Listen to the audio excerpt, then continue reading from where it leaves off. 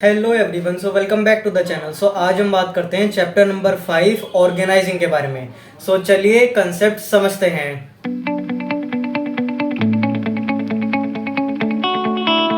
तो सबसे पहले हम बात करते हैं ऑर्गेनाइजिंग के मीनिंग के बारे में। सो इसका मीनिंग क्या होगा? Arranging everything in orderly form and making most efficient use of resources. मतलब कि सारा का सारा सामान, सारे लोग, सारे रॉ मटेरियल, सब चीजें अपनी अपनी प्लेस पर होनी चाहिए। कोई भी चीज हमारी डिसऑर्गेनाइज नहीं होनी चाहिए। मतलब कि सारी चीजों को हमें उनकी अपनी जगह पर रखना होगा। अब ऑर्गेनाइजिंग के सबसे पहले इंपॉर्टेंस को देख लेते हैं। सो इंपॉर्टेंस ऑफ ऑर्गेनाइजिंग के टोटल 6 पॉइंट्स को हम पढ़ेंगे। इसमें सबसे पहला पॉइंट आता है benefit in specialisation.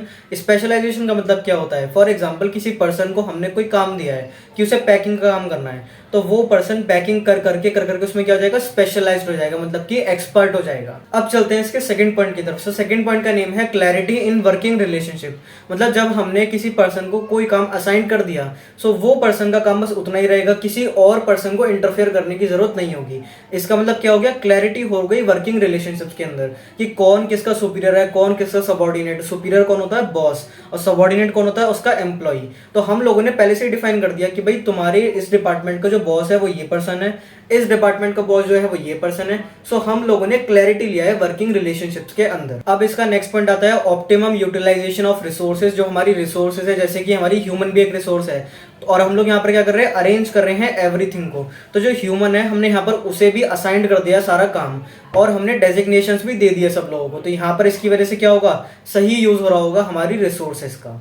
So fourth point का नाम है एडॉप्शन टू चेंज। इसका मतलब क्या हो गया? अगर जो हमें ऑर्गेनाइजेशन में कोई भी चेंज लेकर आना है, तो हम लोग बहुत तेजी से चेंज लेकर आ सकते हैं, बिकॉज हम लोगों ने ऑर्गेनाइजिंग को परफॉर्म करा हुआ। ऑर्गेनाइजिंग के अंदर हमने क्या करा होगा? डेजिग्नेशंस दे दी होंगी लोगों को। हम लोगों ने क्या बोला होगा कि भाई इस डिपार्टमेंट का बॉस ये है। अगर जो प्रोडक्शन डिपार्टमेंट से रिलेटेड कोई बात है वो हमें सब लोगों तक पहुंचानी है, तो हम लोग क्या करेंगे? प्रोडक्शन डिपार्टमेंट के हेड को इंटीमेट कर देंगे कि आप लोगों को ये काम करना होगा। उसके बाद जो प्रोडक्शन मैनेजर है वो इस बात को पहुंचाएगा आगे सभी मेंबर्स के साथ, वहां पर जितने भी एम्प्लॉयज और वर्कर्स काम कर रहे होंगे। तो बहुत तेजी के साथ जो हमारी इंफॉर्मेशन है यहाँ पे फ्लो हो सकती है। सो अगर जो हमें कोई भी चेंज लेकर आना है, तो वो भी बहुत आसानी से हम लेकर आ सकते हैं through the organising process. Next point है हमारा एक्सपेंशन एंड ग्रोथ। अगर हम चाहते हैं कि हम लोग एक्सपेंड करें, हम लोगों की ग्रोथ हो, आज हमारी एक फर्म है, उसके बाद एक फर्म और होनी चाहिए, एक फर्म और होनी चाहिए, तो इस केस में भी हम लोगों को क्या करना होगा? ऑर्गेनाइजिंग को परफॉर्म करना होगा। ऑर्गेनाइजिंग की वजह से क्या होगा? हमें पता पड़ेगा कि हमें किस पर्सन को क्या काम देना है, किस पर्सन को क्या रोल्स रिस्पॉन्सिबिलिटीज क्या हमें असाइन करनी है, क्या सुपीरियर और सबऑर्डिनेट का हमें रिलेशनशिप बनाना है, जिसकी वजह से हम अपने गोल्स को अचीव कर पाएंगे। तो यहाँ पर क्या जरूरत पड़ेगी? ऑर्गेनाइजिंग की जरूरत पड़ेगी हमें for the expansion and growth. अब यहाँ पर एक पॉइंट आता है डेवलपमेंट ऑफ पर्सोनल। ये जो पर्सोनल है, पर्सोनल का मतलब क्या होता है? पर्सोनल का मतलब होता है एम्प्लॉयज। मतलब उनकी भी डेवलपमेंट होगी। कैसे होगी डेवलपमेंट? क्योंकि जो ऑर्गेनाइजिंग का फंक्शन होता है, इसके अंदर हम लोग डेलीगेट करते हैं हमारी कुछ पावर्स एंड अथॉरिटीज को। ये जो डेलीगेशन है वो अभी हम आगे समझेंगे कि डेलीगेशन क्या होता है। बेसिकली ऊपर से अगर जो हम समझे, तो डेलीगेशन का मतलब होता है downward transfer of authority from superior to subordinate. Suppose that कोई बॉस है जिसके ऊपर बहुत ज्यादा रिस्पॉन्सिबिलिटीज है, उसके पास अथॉरिटी भी उसके हाथ में ही है, तो वो क्या करेगा? अपनी कुछ पावर्स को नीचे डेलीगेट कर देगा। मतलब किसी और पर्सन को थोड़ी सी पावर दे देगा, जिसकी वजह से क्या हो जाएगा? उसका बर्डन कम हो जाएगा। इसे कहा जाता है डेलीगेशन। तो डेलीगेशन की वजह से क्या होगा? जिस पर्सन को अथॉरिटी और पावर दी गई है, जिससे रिस्पॉन्सिबिलिटीज असाइन करी गई हैं, वो पर्सन भी डेवलप करेगा, क्योंकि वो भी दिमाग चलाएगा कैसे करना है काम को, क्या करना है हमें, तो उसकी भी डेवलपमेंट होगी। सो इन सब में हमें ऑर्गेनाइजिंग फंक्शन की जरूरत पड़ेगी। इसी के साथ खत्म होते हैं हमारे इंपॉर्टेंस ऑफ ऑर्गेनाइजिंग। अब चलते हैं प्रोसेस ऑफ ऑर्गेनाइजिंग की तरफ। सो प्रोसेस ऑफ ऑर्गेनाइजिंग के अंदर कुछ पॉइंट्स हैं।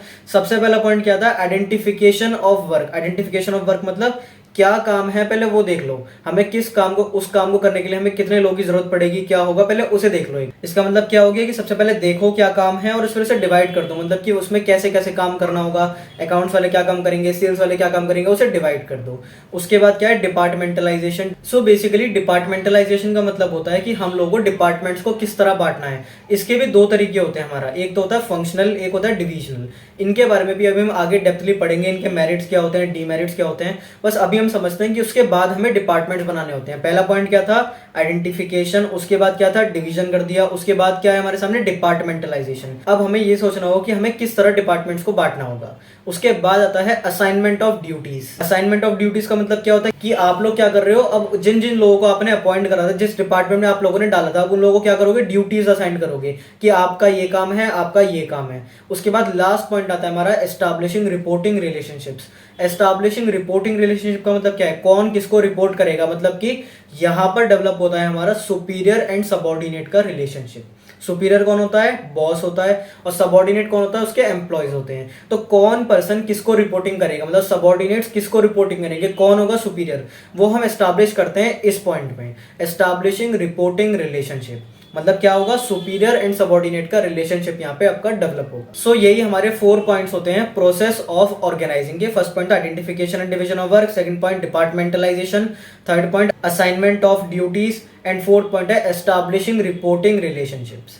इसी के साथ हमारा खत्म होता है ऑर्गेनाइजिंग का प्रोसेस। अब चलते हैं अगले कंसेप्ट की तरफ, जिसका नेम है ऑर्गेनाइजेशनल स्ट्रक्चर। अब ये ऑर्गेनाइजेशनल स्ट्रक्चर क्या होता है, बेसिकली ये एक नेटवर्क होता है जॉब पोजीशंस का, रोल्स का, रिस्पॉन्सिबिलिटीज का, ड्यूटीज का, ये सारी की सारी चीजें जो हमने डिफरेंट लेवल्स पर असाइन कर रखी हैं। 3 लेवल होते हैं हमारे, टॉप, मिडल एंड लोअर।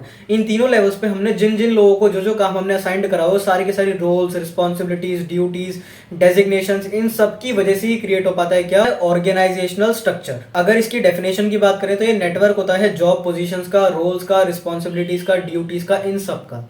इसके अंदर हम लोग इंपॉर्टेंस को भी पढ़ते हैं, इंपॉर्टेंस ऑफ ऑर्गेनाइजेशनल स्ट्रक्चर क्या होती है। अगर जो हमें अपने बिजनेस के ऑपरेशंस को अच्छे से इफेक्टिवली परफॉर्म करना है तो यहाँ पर ऑर्गेनाइजेशनल स्ट्रक्चर का बनाना बहुत जरूरी है। अगर जो हमारा स्ट्रक्चर बहुत ज्यादा क्लियर है तो हमें पता पड़ जाएगा कि किस पर्सन को क्या रोल्स एंड रिस्पॉन्सिबिलिटीज दी गई हैं, क्या डेजिग्नेशन है किसकी, कौन किसका सुपीरियर है, कौन किसका सबऑर्डिनेट। अब चलते हैं इसके नेक्स्ट पॉइंट की तरफ। तो इसके अंदर बताया हुआ ये क्लियरली डिफाइन कर देता है लेवल्स ऑफ मैनेजमेंट को, कि टॉप लेवल पे कौन लोग हैं, मिडिल लेवल पे कौन लोग हैं, लोअर लेवल पे कौन लोग हैं, ये उन्हें डिफाइन कर देता है। इसी के साथ फिनिश होता है यहाँ पे ऑर्गेनाइजेशनल स्ट्रक्चर। इसके अंदर एक पॉइंट और है, जैसे कहते हैं span of management. Span of management का मतलब होता है कि एक सुपीरियर कितने सबऑर्डिनेट्स को मैनेज कर सकता है, उसे कहा जाता है स्पैन ऑफ मैनेजमेंट। ये 1 नंबर में आ सकता है एग्जाम में कि स्पैन ऑफ मैनेजमेंट का क्या मतलब होता है। इसकी जो डेफिनेशन है वो डेफिनेशन रहेगी, हाउ मेनी सबऑर्डिनेट्स और employees can be effectively managed by one superior. इसका मतलब क्या होता है कि कितने लोग जो हैं एक सुपीरियर के अंडर में काम करेंगे, या फिर आप ऐसा भी समझ सकते हो कि एक सुपीरियर कितने सारे एम्प्लॉयज को, कितने सबऑर्डिनेट्स को मैनेज कर सकता है, इसे कहा जाता है स्पैन ऑफ मैनेजमेंट। सो आज की वीडियो में हमने इन्हीं बातों को समझा है कि ऑर्गेनाइजिंग का मीनिंग क्या होता है, इंपॉर्टेंस क्या होती है, प्रोसेस क्या होता है, एंड ऑर्गेनाइजेशनल स्ट्रक्चर क्या होता है। इसके नेक्स्ट पार्ट में हम देखेंगे कि डिविजनल और फंक्शनल स्ट्रक्चर क्या होता है, फॉर्मल एंड इनफॉर्मल ऑर्गेनाइजेशन क्या होती है। इस वीडियो में हमने बस इन्हीं कंसेप्ट को देखा था, meaning, importance, process and organisational structure, और एक छोटा सा पॉइंट होता है span of management. I hope आपको कंसेप्ट समझ में आए होंगे। अगर कोई भी डाउट है तो फिर भी आप कमेंट सेक्शन में जरूर पूछिएगा, एंड अगर वीडियो अच्छी लगी है तो लाइक करिए, एंड चैनल कंसेप्ट समझे को जरूर सब्सक्राइब करिएगा। सो मिलते हैं इसके नेक्स्ट पार्ट में, गुड लक।